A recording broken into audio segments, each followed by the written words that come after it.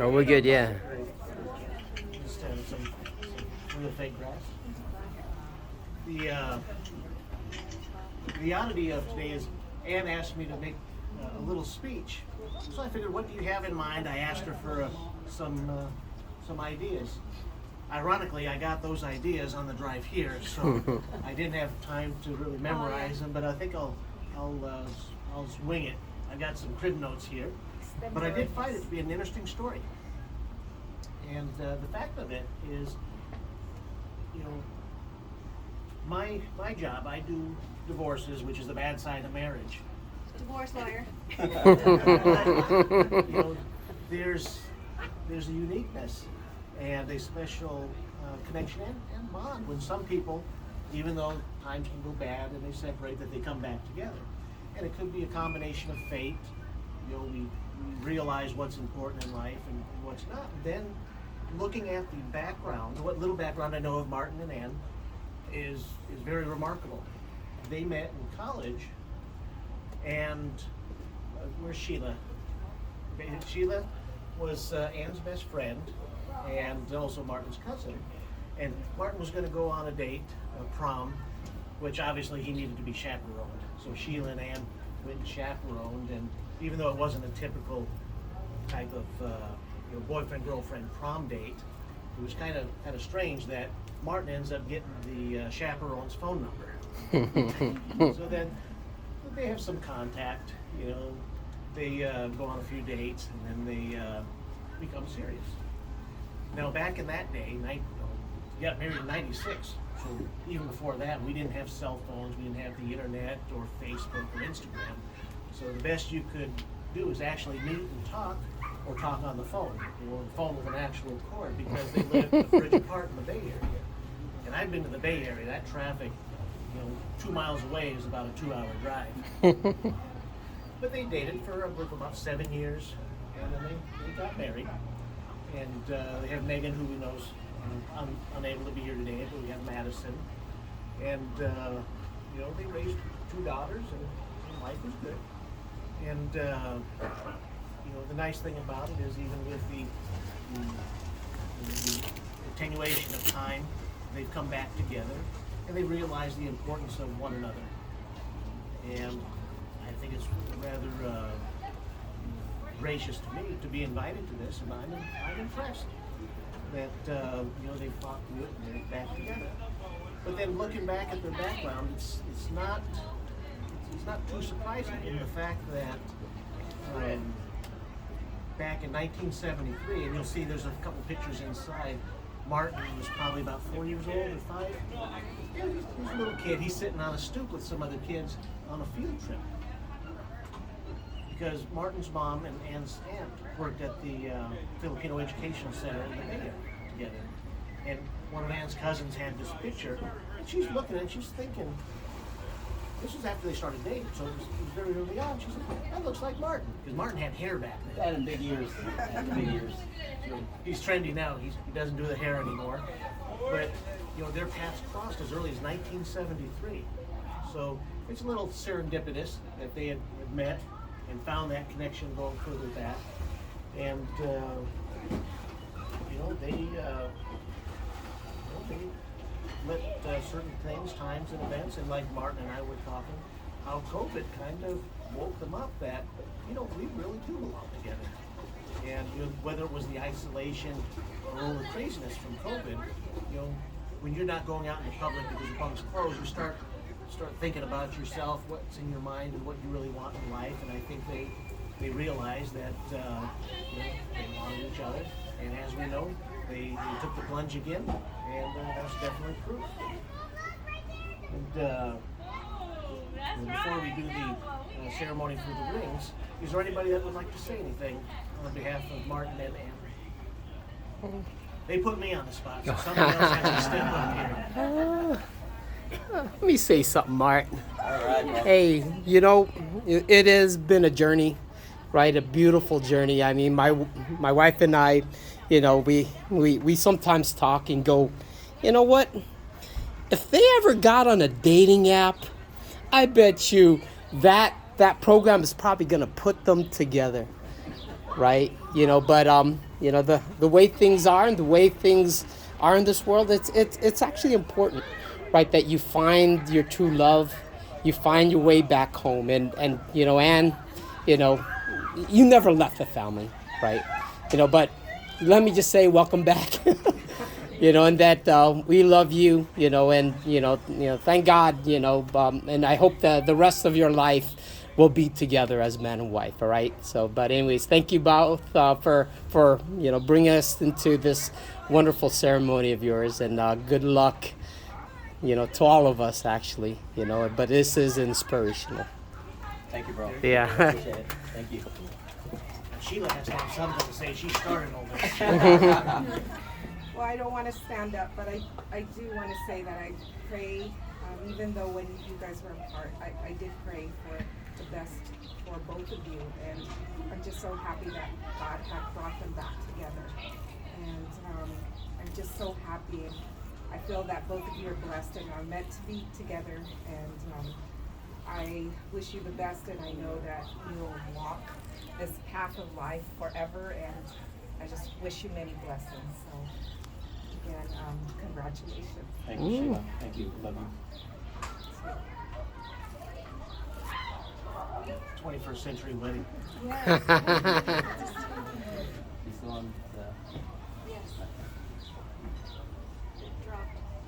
Anybody else? Well, I'll point out one thing, because I got married for a third time last November, and my wife Tamiana was her third marriage also. And that same night, somebody asked, what was it?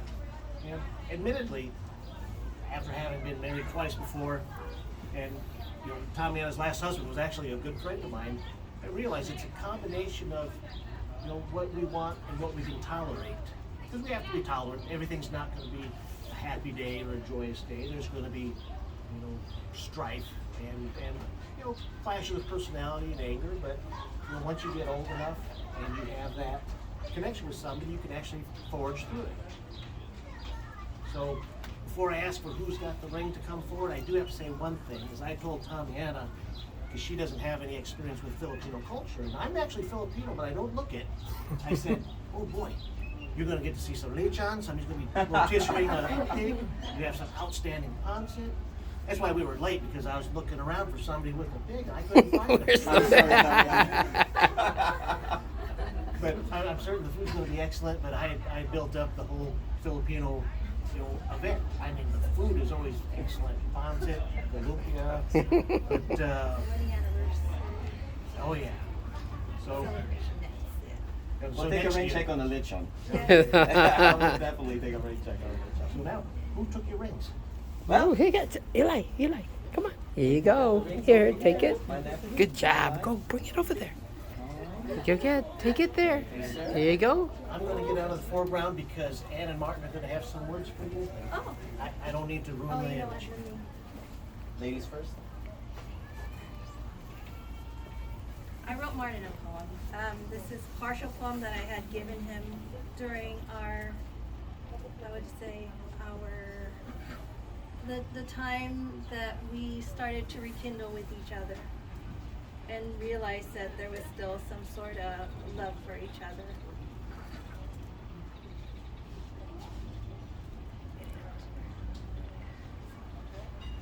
I titled it Meant to Be Together. We had this once-in-a-lifetime relationship. We are to meet many times. We are destined for each other. We keep getting many chances to make things better. We are meant to be together. Distance may have separated us. Our deep connection never kept us apart. We have this bond that won't fade until we get it right. We are meant to be with each other. 25 years ago, in front of family and friends, we celebrated our union with God's blessing. Here we are, 26 years later, in front of family and friends again, to reclaim our love for each other. We've been through many trials and tribulations, ups and downs, the good and the bad. There was a time when we gave up on each other. However, it didn't change that our love still existed. We were meant to be with each other. today and forever. I will enjoy every moment with you. Create many fun memories. I will love you always because we are meant for each other.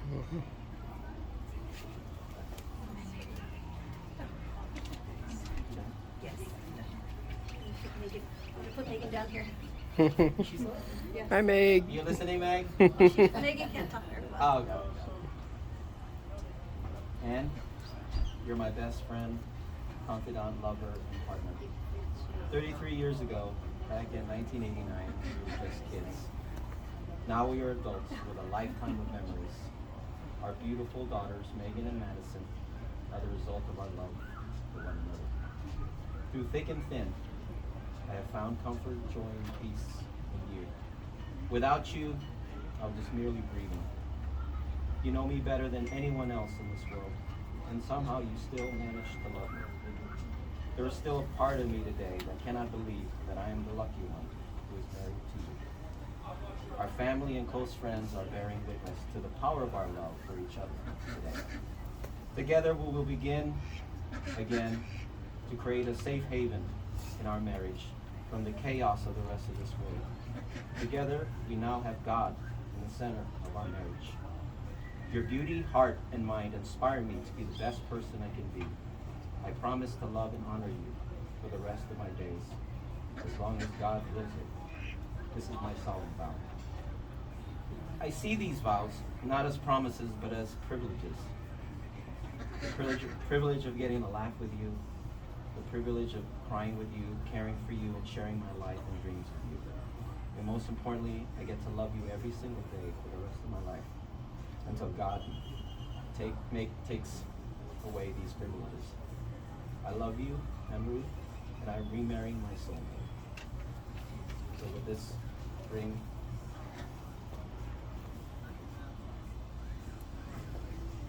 I repledge my eternal love for you and commitment. This did fit 25 years ago. It still does. And with this ring, I pledge my love for you always. And the irony of it all, these are the same wedding bands that we've had. Wow.